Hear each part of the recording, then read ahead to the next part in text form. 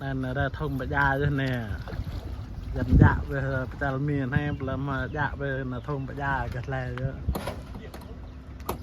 này được thắp này giờ tôi mà thắp này này thắp là ta miền nè gặp cái độ mà đây cười chụp răng lầm lên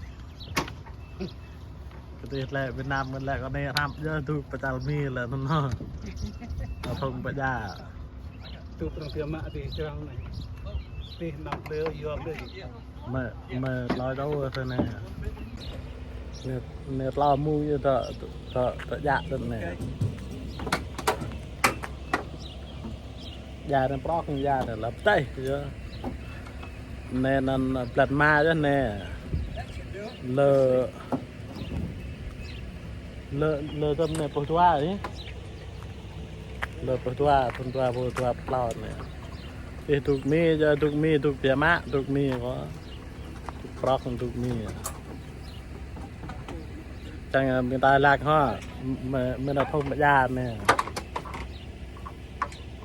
mà thông dạ chẳng dạ chẳng mò phân dạ mình là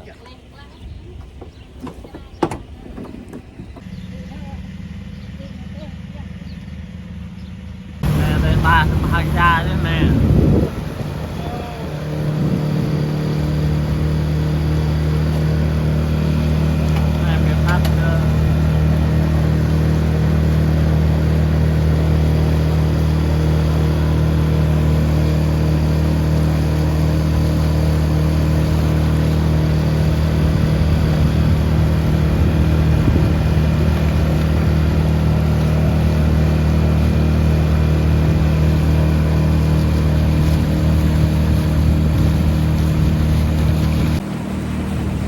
dạ nè dạ lên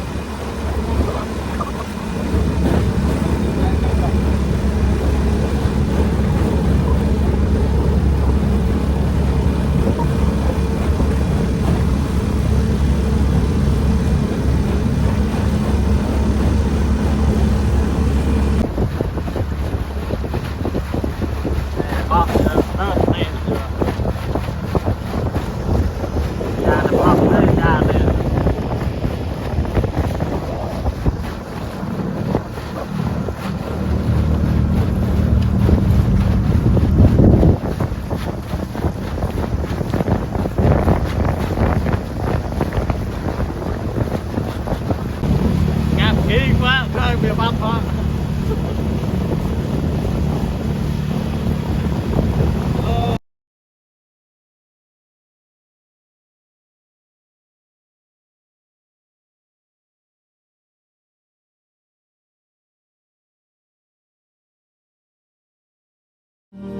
Chẳng hiểu vì sao anh yêu em mà lại để em ra đi.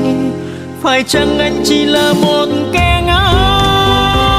Ngày hôm nay anh đã tuôn rơi hai dòng nước mắt. Chẳng phải buồn đâu, anh chẳng buồn đâu.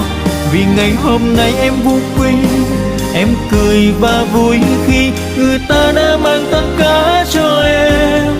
Hôm nay em hạnh phúc. Giữa bóng tối ta uống cho vơi nỗi sầu. Từng đêm thâu chỉ biết vui bên rượu cay. Xây cho quên người đã tham sáng phụ bần. Phần bèo dâu đâu dám mơ treo cao. Thôi buông tay tình như áng mây bay đi. Có đôi gì giờ đây cũng giữ được em đâu. Quay lưng đi về nơi gấm nhung xa hoa nơi sang giàu.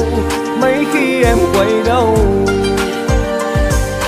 thương thân tôi bọt mèo trắng chân đôi tay. Tôi thân mình chẳng lo được cho em.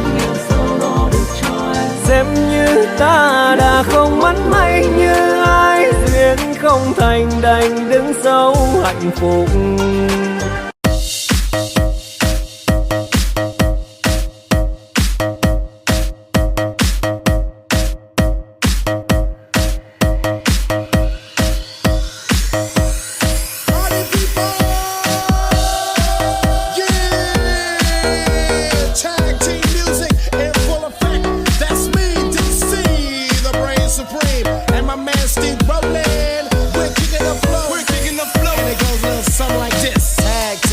Again, check it, wreck it, let's begin. Party on, party people, let me hear some noise. DC's in the house, jump, jump, rejoice. There's a party over here, a party over there. Wave your hands in the air, shake it down, yeah. These three words when you're getting busy. Whoa, there it is, Hitman.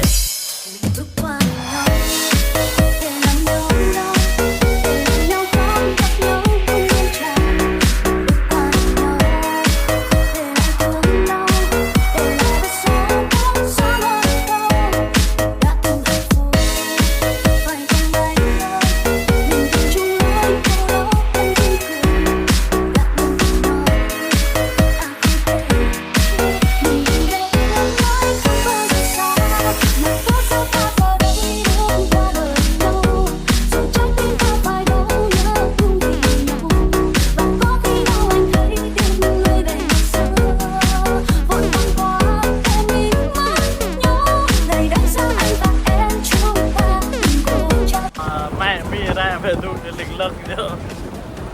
Tụi cái tài con đấy. Nhưng mà đây làm lên tụi vứt cái hàng nhà nhá. Để làm lên tụi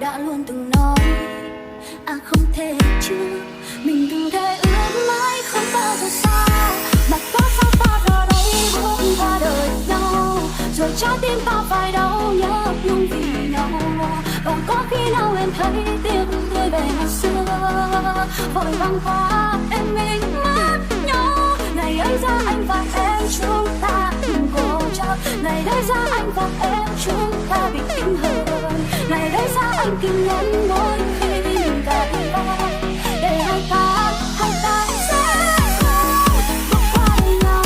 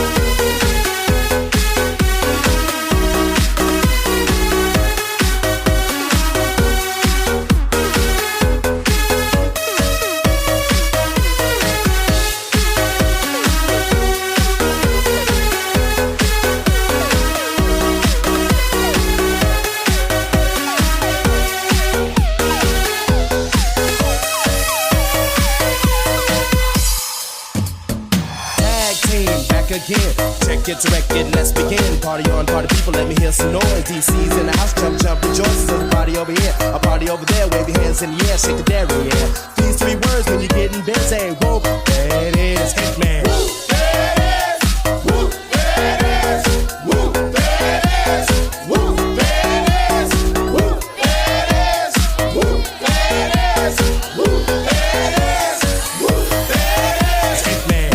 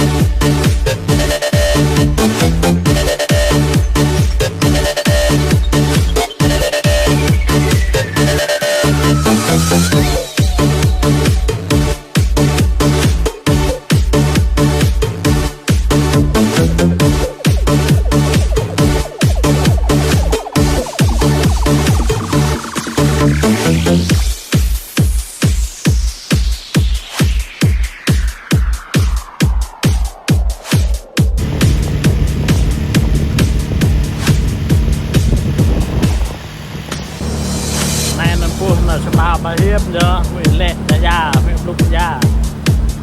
Bahim je, lek dah tu je.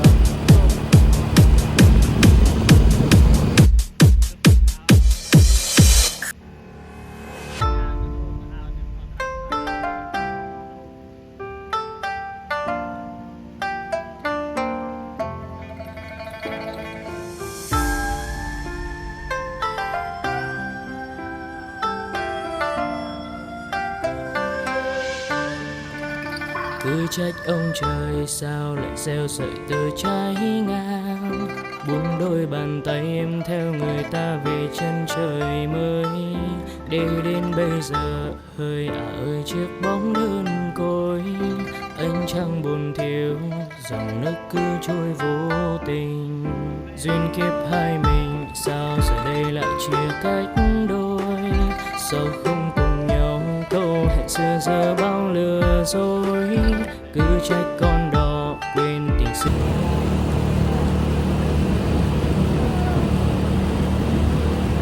Dạ bố hút nè, Red Bull. Dạ thế nhưng ta cái dạ ta là thì bao mình rụt bao thế mình ta thì bao Tiếc thương cho mình, giờ này còn chi nữa mà chờ. Cuộc tình mình ai biết mà ngờ, gió lung lay hàng cây như sáng sơ lòng ai vỡ tan vì ai. Và này nhiều ngang trái cuộc đời, ngày nào từng hứa không xa rời. Có chăng lời em như áng mây trời. Bao nhiêu đêm trắng thức cùng mê say ôm bao cay đắng, nhưng giờ ai hay dưới mái tranh nghèo nàn. Bước chân ai đang vội vàng, sao không nhớ một thời ta đã từng mơ được sánh bước cùng nàng. Nơi phồn hoa cùng người ta anh biết mình chẳng là gì, nên thôi em cứ về bên ấy đừng luyến tiếc anh để mà chi. Và đau đớn nhất là khi ngày hôm ấy nhìn người đi, đâu ai hay và đâu ai thấy nên này anh thắm ước hàng mi. Bao câu hẹn thề giờ này người đành lòng bỏ đi không nói điều gì. Một lần có khóc hết nước mắt lặng nhìn bóng em đang xa quá xa bên kia chân trời. Bên dòng đời giờ này thiếu em sao buồn, giọt tình đang rơi tiếc thương cho mình. Giờ này còn chi nữa mà chờ, cuộc tình mình ai biết mà ngờ. Gió lung lay hàng cây như sáng sơ lòng ai vỡ tan vì ai. Và này nhiều ngang trái cuộc đời, ngày nào từng hứa không xa rời. Có chăng lời em như áng mây trời. Đã nhiều lần tìm về ngày mình có nhau hôm nào, từng thề từng ước giờ đây cớ sao đổi thay. Mới ngày nào còn đây mà giờ đã xa chân trời, còn lại chua cay khóc than chỗ này. Bao câu hẹn thề giờ này người đành lòng bỏ đi không nói điều gì. Một lần có khóc hết nước mắt lặng nhìn bóng em đang xa quá xa bên kia chân trời. Bên dòng đời giờ này thiếu em sao buồn, giọt tình đang rơi tiếc thương cho mình. Giờ này còn chi nữa mà chờ, cuộc tình mình ai biết mà ngờ. Gió lung lay hàng cây như sáng sơ lòng ai vỡ tan vì ai. Và này nhiều ngang trái cuộc đời, ngày nào từng hứa không xa rời. Có chăng lời em như áng mây trời.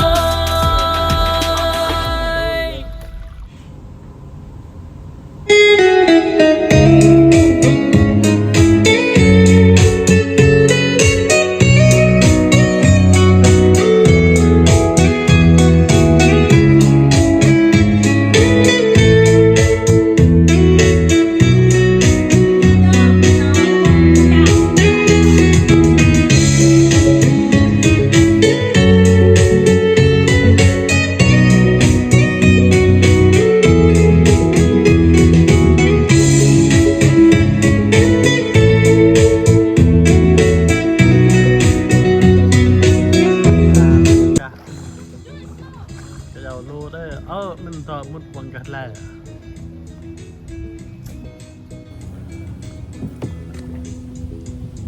tai mung thì tôi gặp này tôi bên nằm mòn lạc ở mung ấy มุงกับที่ตู้กับแม่ปนแม่ปนนึกจะนัดไปเยอะมึงพูดจะลอยปลอกได้มึงแม่จะนัดไปจะกันมุดหลับตีปลอกเยอะยานนี่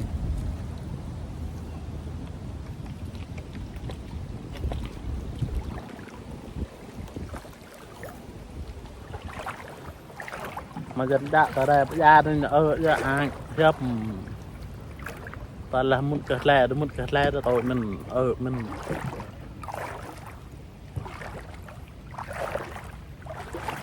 cất lẹ mình không đấy cái dầu này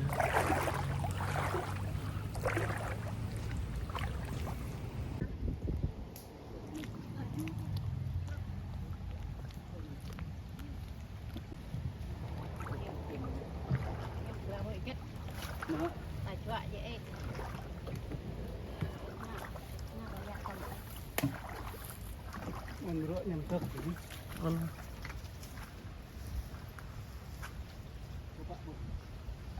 là cái dầu này lệ năm tấc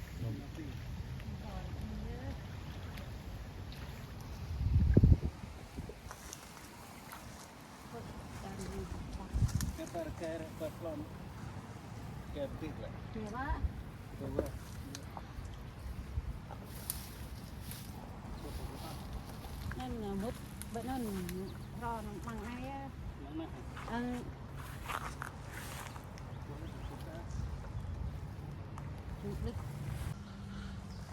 đấy cả lẹ mì này đấy chưa ngại trụ tè chưa có đây là lật này là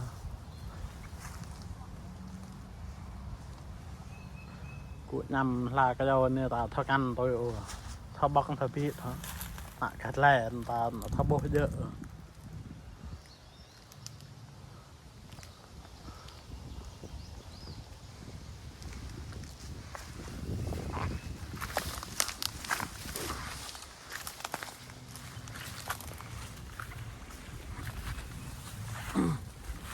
bắt vô cả lẹ này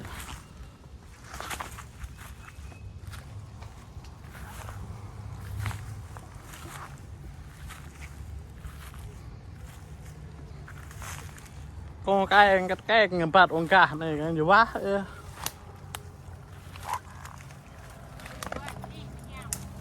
hả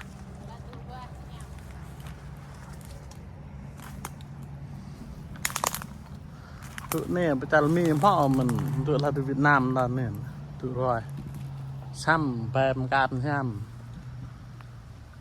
này lô đấy là cạn đó là này ta tháo mùi Việt Nam người ta chốt bột ta bọc là bắt là tháo bột nên là phải bọc không hề mặn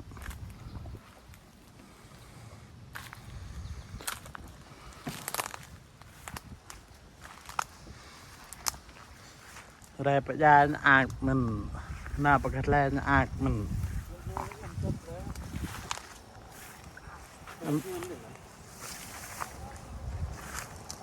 ta nó thao cái mặn cần đấy là cái dầu ta bị chuột bột em bò không kết ưng đây nó nhầm thức này ha và rốc nè miêu thao rồi đó lạc thiệt ta ở Việt Nam rất này nè là tức là lô ấy luôn còn nhầm thức các loại từ hai như này ta phải nhầm thì choa nè một bồi cả hàng gia như choa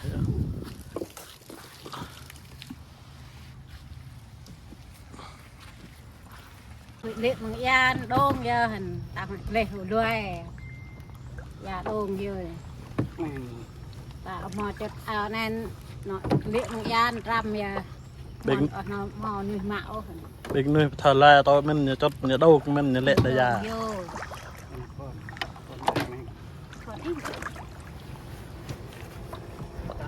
và phật như ta mi nhưng ta bị chốt tôi như lệ mình bình nó về già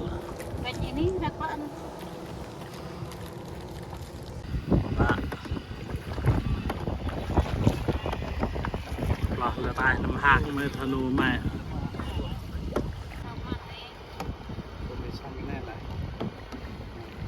một sắc một thúc nữa là một mẹ trả lọc ra nó là tôi nhà tăng miêu nữa đấy nên cả biệt nhàn cái này tụi ta lên xoa lên lên một tí này nó nảy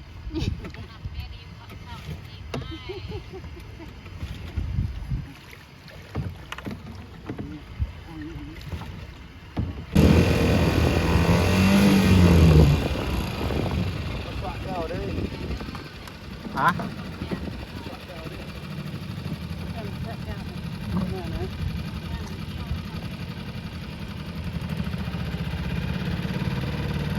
Tao rút lại bắt lát nữa hả?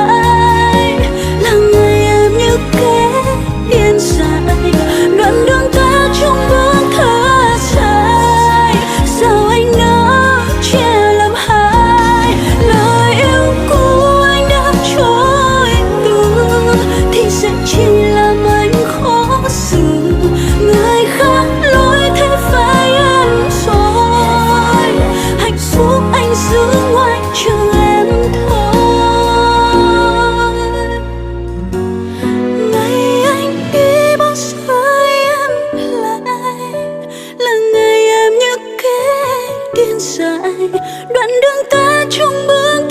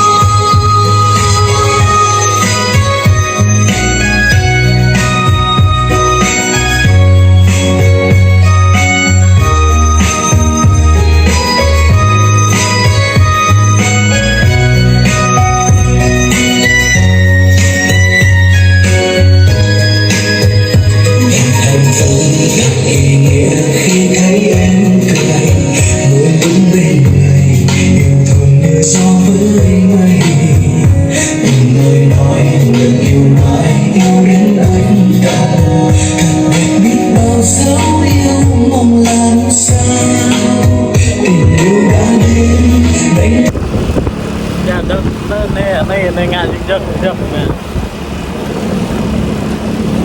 เห็นผู้ยังเห็นผู้อย่าไปเยอะเพราะเนี่ยจะเกิดปัง Từ ngày anh vẫn luôn mong chờ em cuối con đường, nụ hôn bất ngờ trao nhau ánh mắt mộng mơ, một vòng tay ấm đôi ta cùng nhau tới chân trời, thầm mong suốt đời bên em ngày hạnh phúc. Từ ngày anh vẫn luôn mong chờ em cuối con Nơi cuối con đường, trao nhau ánh mắt mộng mơ, những vòng tay ấm ta cùng nhau tới chân trời, tới chân trời. bên em ngày hạnh phúc. Từ ngày anh vẫn luôn mong chờ em cuối con đường, nụ hôn bất ngờ trao nhau ánh mắt mộng mơ, một vòng tay ấm đôi ta cùng nhau tới chân trời, thầm mong suốt đời bên em ngày hạnh phúc. La la la la la la la la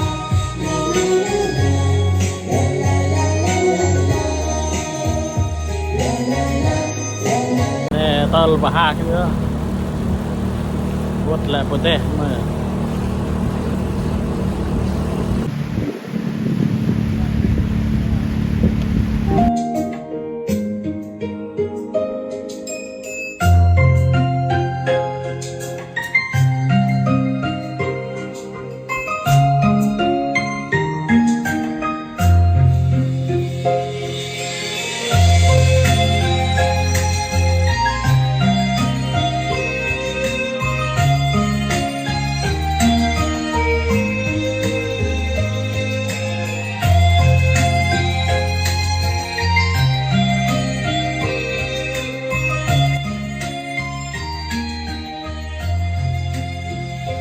Đã bao đêm anh thử biết thư tình, gửi trao em tình yêu và nỗi nhớ. Trong đêm khuya vắng anh nghe lòng mình sao lắng, ta xa nhau đã bao mùa qua. Anh trong quên mẹ bóng đứng một mình, gió bên hiền nhẹ ru làm nhớ em. Đêm nay không có em bên mình cùng sưởi ấm, anh mơ ôm lấy em vào lòng.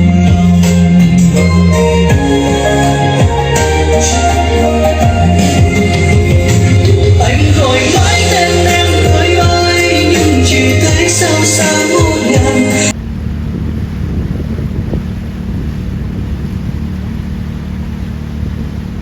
nè này hiểu bà cát nữa đó này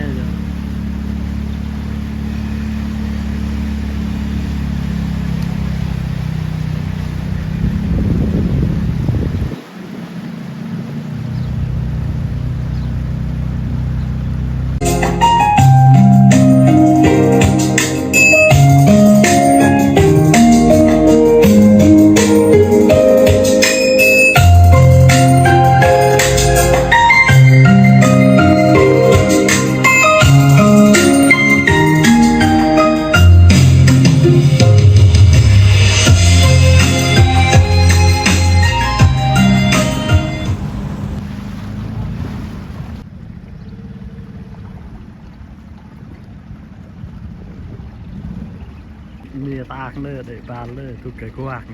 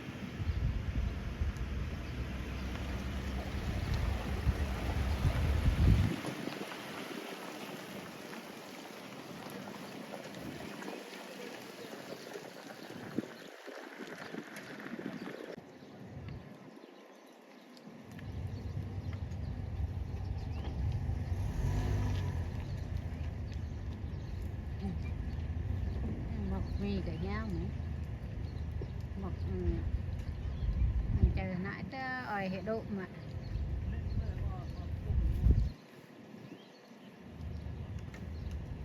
việc thằng bà lân này thôi nè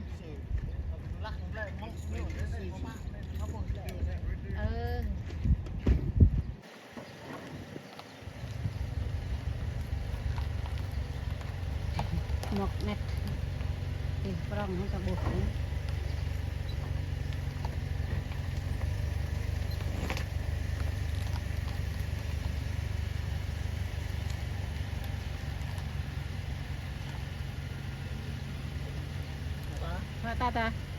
Ta sợ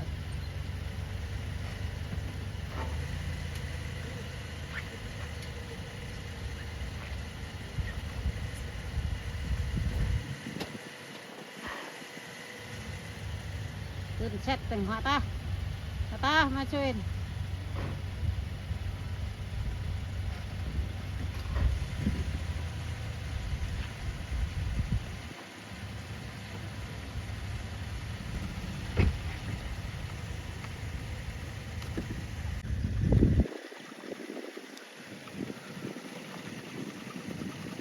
ตัวนั้นน่ะ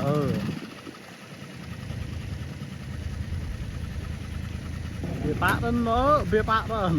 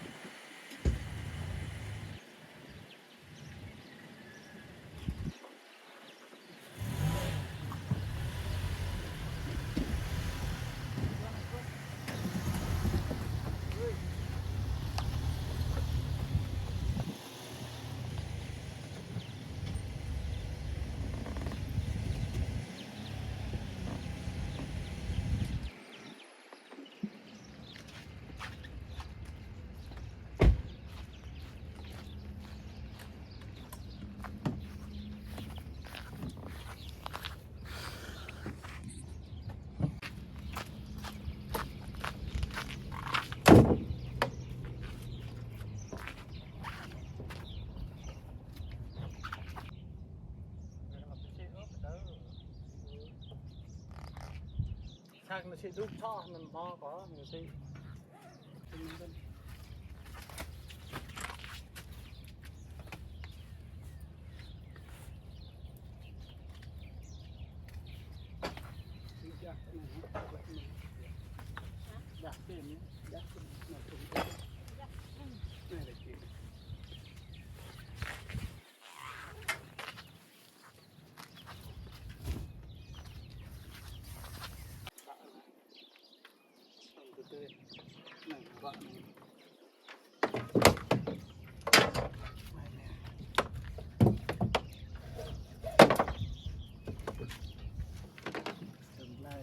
hàng bơ má tập cao lên chút số nó ít hơn chút bơ đi phải bằng móc như thôi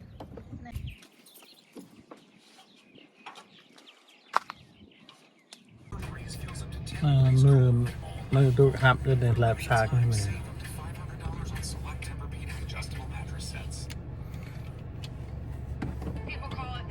ถ้าว่ามุ่งเอ็มตีตู้คือเปิดข้างใน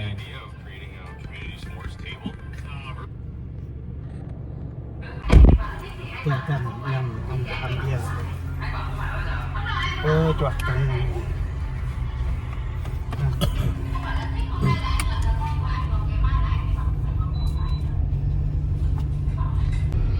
แลบชาไง cái này